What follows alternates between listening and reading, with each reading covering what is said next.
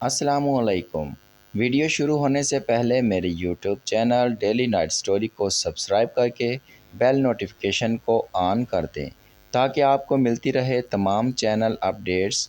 Video پسند آنے پر اس کو دوستوں سے شیئر اور لائک کرنا نہ بھولیے گا۔ شکریہ۔ سیدون کا بادشاہ تخت شاہی پر بیٹھا اپنے ارکان سلطنت کے ساتھ باتیں کر رہا تھا جو اپنی اپنی کرسیوں پر براجمان تھے۔ اچانک ایک دربان نے آ کر بادشاہ کو تعظیم دی اور عرض کیا، حضور، شاہ بالبک کا قاصد شرف بازیابی چاہتا ہے۔ بادشاہ نے کہا کہ قاصد کو حاضر کرو۔ دربان واپس گیا اور چند لمحوں بعد بالبک کے بادشاہ کا قاصد دربان میں آ کر بادشاہ کے حضور پیش ہوا۔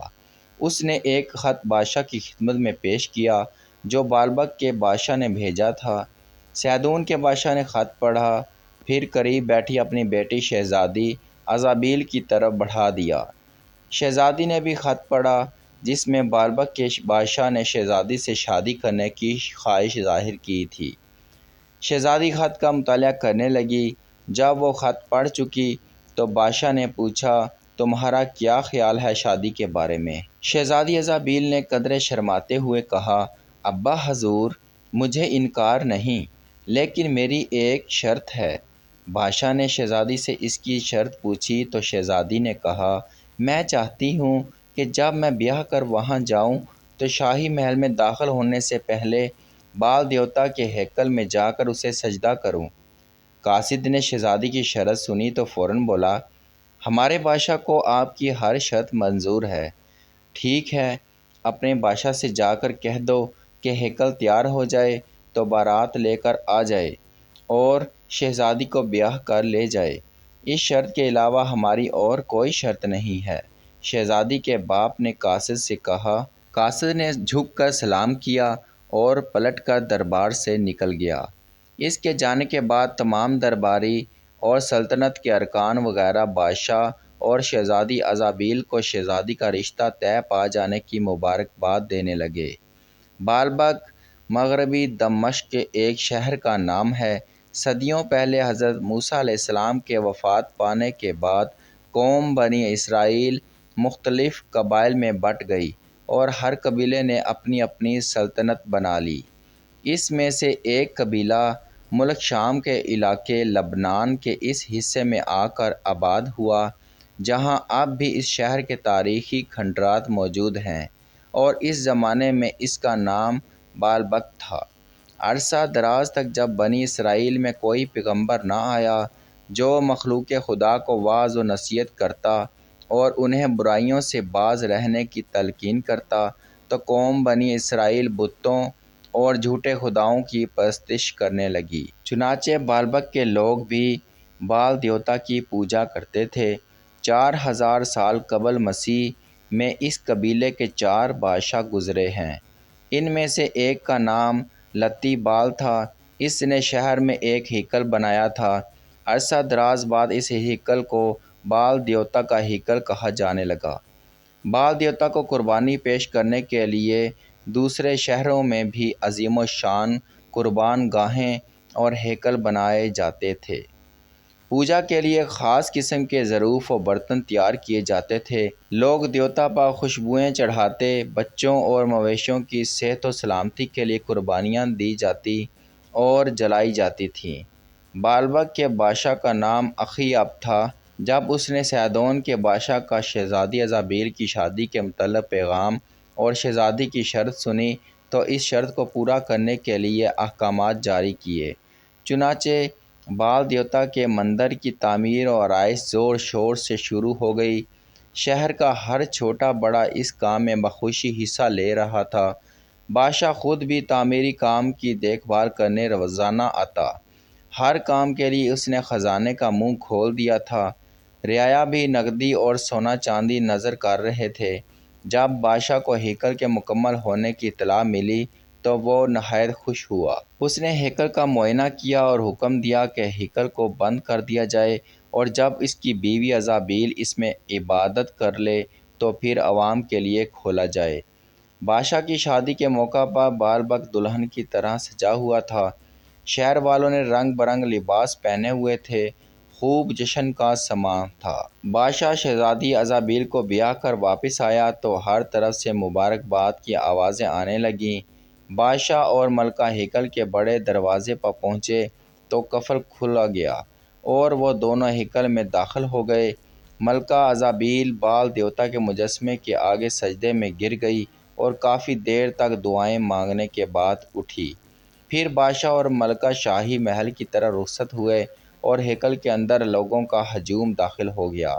وہ بت کے سامنے سجدے میں گرے ہوئے تھے اور کائنات کا ذرہ ذرہ ان کی بے عقلی اور جہنم کا ایندھن بننے پر افسوس کر رہا تھا کہ وہ احمق لوگ خالق حقیقی کی بجائے اس بت کے آگے جھکے ہوئے تھے جو اپنے اوپر سے ایک مکھی بھی ہٹانے کی طاقت نہ رکھتا تھا۔ یہ گمراہ اور کافر لوگ روزانہ بال دیوتا کی پوجا کرتے تھے۔ مختلف موسموں میں بال دیوتا کی پوجا کے لیے عظیم الشان اجتماع ہوتے تھے جس میں بادشاہ اور ملکہ سمیت دوسرے امرائے سلطنت بھی شرکت کرتے تھے۔ موسم بہار میں بھی خصوصی عبادت کا انتظام کیا گیا۔ پوجا کے بعد بال دیوتا کے قدموں کے سامنے بنی ہوئی مخصوص جگہ پر تیز آگ روشن کی گئی۔ جب شعلے خوب بھڑکنے لگے تو ایک نوجوان اور اس کی بیوی اپنے چند ماہ کے معصوم بچے کے ساتھ آگ کے قریب آئے اور نوجوان نے بیوی کی گود سے بچہ لے کر آگ میں پھینک دیا۔ آگ میں گرتے ہی معصوم بچے کی دلدوز چیخ ہیکل میں گونجی اور آگ کے شعلوں نے اسے ہمیشہ کے لیے ختم کر ڈالا۔ بچے کی ماں غم سے نڈھال ہو کر شوہر کے ساتھ لپٹ گئی۔ نوجوان بھی دم بخود کھڑا تھا۔ پھر اس کی بیوی بے ہوش ہو گئی۔ بچہ جل کر راکھ ہو گیا تو ہیکل کے کاہن نے نوجوان سے کہا، اے نوجوان، بال دیوتا کو ہمیشہ خوش رکھنے کے لیے تو نے عظیم قربانی پیش کی ہے، اب وہ تم سے کبھی ناراض نہ ہوگا۔ تم اور تمہاری بیوی دونوں ہمیشہ کے لیے پاک ہو گئے ہو۔ سب لوگ اسے مبارک دینے اور ہیکل سے باہر جانے لگے۔ آخر میں نوجوان نے اپنی بے ہوش بیوی کو اٹھایا اور گھر کی طرف چل دیا۔ گھر آ کر اس نے بیوی کے منہ پر پانی جھڑکا، اس سے ہوش آ گیا اور وہ بے تابی سے ادھر ادھر دیکھتے ہوئے بولی، میرا بچہ، میری جان کہاں ہے؟ پھر اسے بچے کی قربانی کا واقعہ یاد آ گیا اور وہ روتے ہوئے اپنے خاوند کو جھنجھوڑتے ہوئے بولی، یہ کیسا مذہب ہے، بال کیسا معبود ہے جو معصوم بچوں کی قربانی مانگتا ہے؟ اس پر وحشت سی طاری ہو گئی۔ خاوند اسے دلاسا دینے لگا۔ لڑکی کے دماغ پر اپنے لخت جگر کی موت کا ایسا اثر ہوا کہ وہ پاگل ہو کر گلیوں میں ٹھوکریں کھانے لگی۔ ہیکل سے تھوڑی دور ایک چوک میں لوگوں کے بہت بڑے ہجوم میں ایک نورانی شکل کا بوڑھا چبوترے پر کھڑا واز کر رہا تھا، اے اہل بالبک، کیا تم حضرت موسیٰ علیہ السلام کی شریعت بھول گئے ہو؟ کیا تمہیں یاد نہیں رہا کہ ایک دن مرنے کے بعد تم اپنے خالق کے حضور پیش کیے جاؤ گے اور تم سے تمہارے اعمال کا حساب لیا جائے گا؟ کیا تم ان امتوں کے واقعات بھول گئے جن کی بدعمالیوں کی وجہ سے ان پر اللہ کا عذاب نازل ہوا اور وہ صفحہ ہستی سے مٹا دی گئیں؟ توبہ کا دروازہ ہر وقت کھلا ہے، اللہ کے حضور توبہ کرو اور اپنے کفر و شرک سے باز آ جاؤ۔ پھر اس بزرگ نے پاگل لڑکی کی طرف اشارہ کیا جو مجمع میں نظر آ رہی تھی۔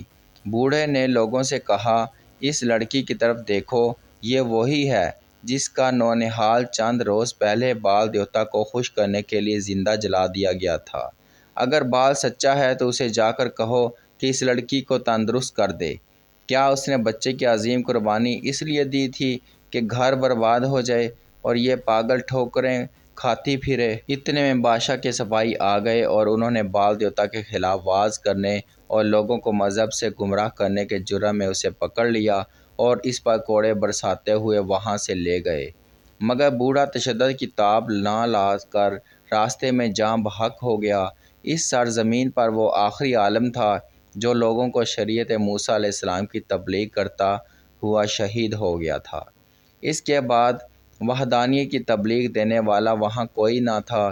کئی سالوں بعد جب کہ ہر طرف کفر و شرک پھیل رہا تھا، اللہ تعالیٰ نے اپنے ایک نیک بندے کو رسول بنا کر اہل بالبک کی طرف بھیجا۔ ان کا نام حضرت الیاس علیہ السلام تھا۔ آپ حضرت ہارون علیہ السلام کی نسل سے تھے۔ آپ نے اعلان نبوت فرمایا تو کفر و شرک کے ایوانوں میں زلزلہ آ گیا۔ بالبک کے بادشاہ اور ہیکل کے کاہن کو اپنے اقتدار کی موت نظر آنے لگی۔ انہوں نے حضرت الیاس علیہ السلام کی بھرپور مخالفت شروع کر دی، مگر آپ ہر جگہ اللہ تعالیٰ کا پیغام سناتے رہے۔ آپ فرماتے، حیرت ہے کہ تم خالق کائنات کو چھوڑ کر بت کو پوجتے ہو۔ اللہ تم سب کا اور تم سے اگلے تمہارے باپ دادا کا رب ہے، وہی مستحق عبادت ہے۔ لیکن اہل بالبک نے آپ کی تکذیب کی۔ وہ لوگ آپ کی تبلیغ و نصیحت سے پریشان تھے۔ انہوں نے آپ کو قتل کرنے کا منصوبہ بنایا، لیکن ان کی کوئی تدبیر آپ کو تبلیغ حق سے نہ روک سکی۔ قرآن حکیم میں آپ کا ذکر سورۃ الصافات میں اس طرح آیا ہے، اور بے شک الیاس علیہ السلام رسولوں میں سے ہیں۔ جب انہوں نے اپنی قوم سے کہا، کیا تم ڈرتے نہیں ہو؟ کیا تم بال دیوتا کو پکارتے ہو اور بہترین پیدا کرنے والا خالق و مالک اللہ کو چھوڑتے ہو، جو تمہارا رب اور تمہارے پہلے باپ دادا کا رب ہے؟ پس انہوں نے اسے جھٹلایا تو وہ یقیناً عذاب میں حاضر کیے جائیں گے۔ اللہ کے مخلص بندے عذاب سے بچ جائیں گے، اور ہم نے پیچھے آنے والوں میں ان کا ذکر خیر چھوڑا۔ الیاس پر سلام ہو، ہم اسی طرح نیکی کرنے والوں کو بدلہ دیتے ہیں۔ بے شک وہ ہمارے مومن بندوں میں سے تھے۔ بالبک کے بادشاہ اور ہیکل کے کاہن نے حضرت الیاس علیہ السلام کی تعلیمات اور نصیحتوں سے نجات پانے کے لیے آپس میں سازش کی، تاکہ لوگ ان کی تبلیغ سے متاثر نہ ہو سکیں اور انہیں جھوٹا ثابت کر کے تبلیغ حق سے روکا جا سکے۔ کیوں نہ الیاس سے کوئی معجزہ طلب کیا جائے؟ بادشاہ نے کاہن سے پوچھا جس کا نام بروشوس تھا، اگر اس نے معجزہ دکھا دیا تو پھر کاہن نے خدشے کا اظہار کیا، پھر دیکھا جائے گا۔ بادشاہ نے کہا۔ کاہن بروشوس نے سوچتے ہوئے کہا، ٹھیک ہے، جیسے آپ کی مرضی۔ اس پروگرام کے بعد لوگوں کو ایک کھلے میدان میں جمع کیا گیا۔ بادشاہ، کاہن اور امرائے سلطنت کے علاوہ حضرت الیاس علیہ السلام بھی وہاں موجود تھے۔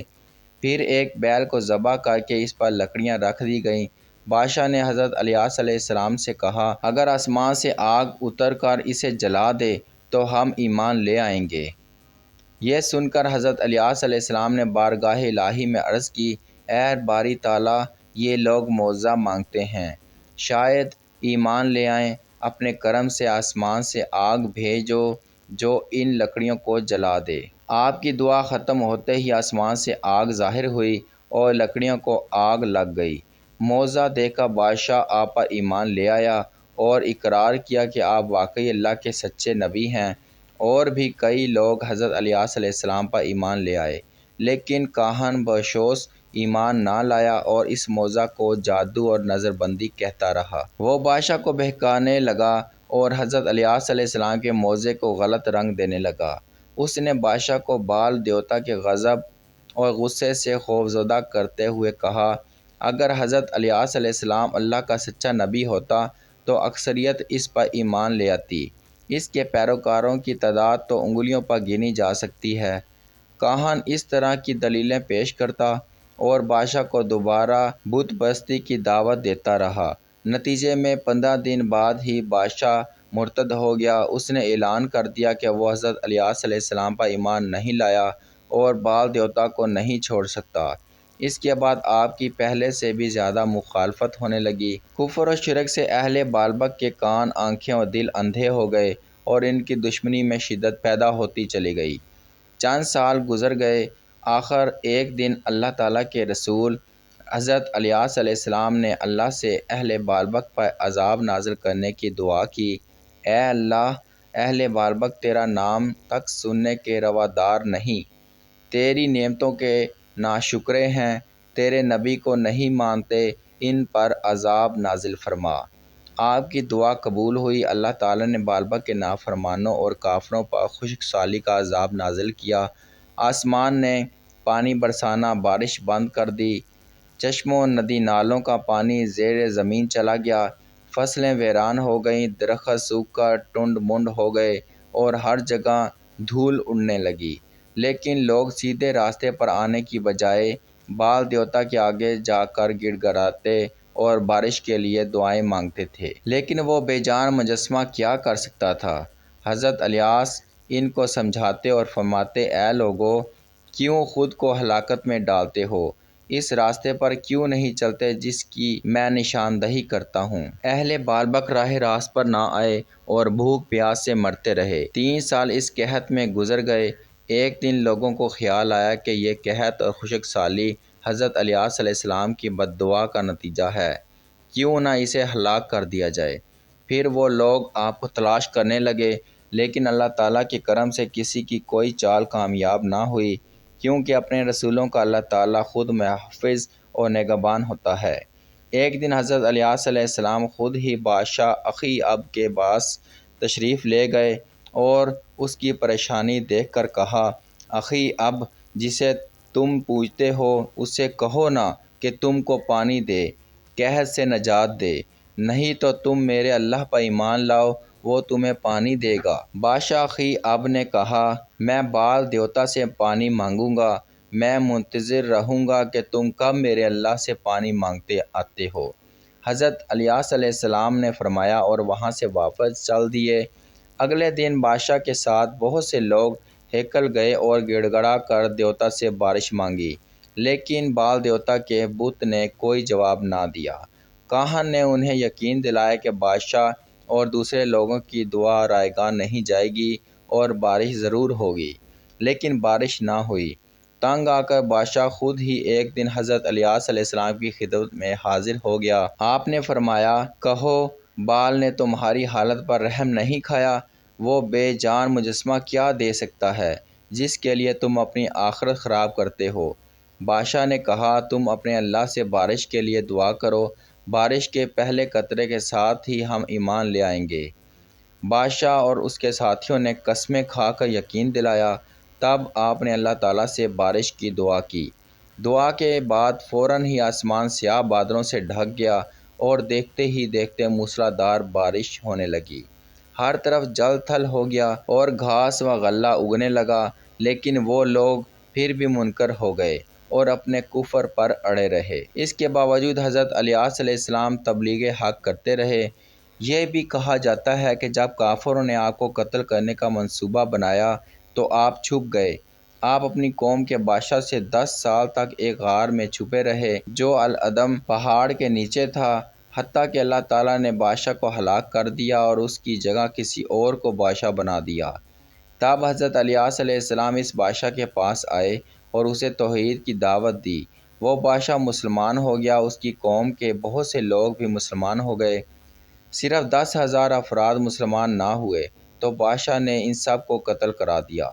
یہ بھی کہا جاتا ہے کہ حضرت الیاس علیہ السلام اپنی قوم سے بھاگ کر پہاڑ کے غار میں 20 یا 40 راتیں چھپے رہے اور معجزانہ طور پر کوے ان کے پاس ان کا کھانا لاتے رہے۔ اسلامی تفاسیر میں حضرت الیاس علیہ السلام کے بارے میں کئی واقعات موجود ہیں۔ جب حضرت الیاس علیہ السلام کی قوم نے آپ کو جھٹلایا اور اذیت دی تو انہوں نے اللہ سے اپنی روح قبض کرنے کی دعا کی۔ اس کے نتیجے میں آپ کے پاس ایک جانور آیا، اس کا رنگ آگ جیسا تھا۔ آپ اس پر سوار ہوئے، اللہ نے آپ کو پردہ دیا اور نورانی لباس پہنا دیا اور ان سے کھانے اور پینے کی لذت ختم کر دی، یعنی آپ کو کھانے پینے کی حاجت و خواہش نہ رہی۔ اس طرح آپ ملکی بھی ہیں اور بشرا بھی، عرضی بھی ہیں اور سماوی بھی۔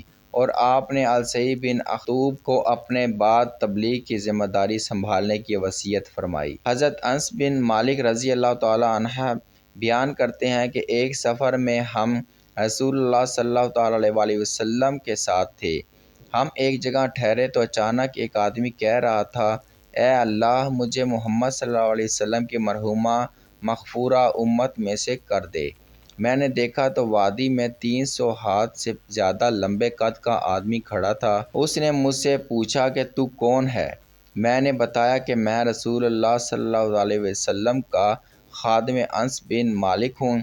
اس نے پوچھا کہ وہ کہاں ہیں؟ میں نے کہا کہ یہاں قریب ہی ہیں اور آپ کا کلام سن رہے ہیں۔ اس آدمی نے کہا، ان کے پاس جاؤ اور میری طرف سے ان کو سلام کہو اور کہنا کہ تمہارا بھائی الیاس تم پر سلام کہتا ہے۔ میں رسول اللہ صلی اللہ علیہ وسلم کے پاس آیا اور آپ کو اطلاع دی تو آپ ان کے پاس آئے، ان سے ملاقات کی اور ان سے بغل گیر ہوئے۔ سلام کہا اور دونوں بیٹھ کر باتیں کرنے لگے۔ اس آدمی نے آپ صلی اللہ علیہ وسلم کو بتایا کہ میں سال میں صرف ایک مرتبہ کھانا کھاتا ہوں اور وہ دن آج ہی ہے، لہٰذا آؤ دونوں مل کر کھاتے ہیں۔ پھر آسمان سے دسترخوان نازل ہوا، اس میں روٹی، مچھلی اور اجوائن تھی۔ پس ان دونوں نے کھانا کھایا اور مجھے بھی کھلایا۔ پھر ہم نے عصر کی نماز ادا کی، پھر وہ ہم سے رخصت ہو گئے۔ میں نے ان کو دیکھا کہ وہ بادلوں سے گزر کر آسمان کی طرف جا رہے ہیں۔ حضرت ثابت رضی اللہ عنہ بیان کرتے ہیں کہ ہم مصعب بن الزبیر کے ہمراہ کوفہ کے قریب ایک جگہ پر تھے۔ میں وہاں ایک باغ میں 2 رکعت نماز ادا کرنے کے لیے داخل ہوا۔ میں نے سورۃ الغافر شروع کی۔ اچانک میرے پیچھے سفید خچر پر سوار ایک آدمی آیا۔ اس نے یمنی لباس پہنا ہوا تھا۔ اس نے مجھ سے کہا کہ جب تو غافر الذنب کہے تو کہنا، اے توبہ قبول کرنے والے، میری توبہ قبول کر۔ جب تو شدید العقاب کہے تو کہنا کہ اے سخت سزا دینے والے، مجھے سزا نہ دینا۔ جب تو ذی الطول کہے تو کہنا کہ اے کرم کرنے والے، مجھ پر اپنی رحمت کے ساتھ کرم کر۔ جب میں نے مڑ کر دیکھا تو وہاں کوئی نہ تھا۔ میں باہر نکلا اور میں نے لوگوں سے پوچھا کہ ابھی تمہارے پاس سے سفید خچر پر سوار یمنی لباس پہنے ہوئے کوئی آدمی گزرا ہے؟ انہوں نے جواب دیا کہ ہمارے پاس سے کوئی شخص نہیں گزرا۔ لوگوں کا خیال ہے کہ وہ حضرت الیاس علیہ السلام ہی تھے۔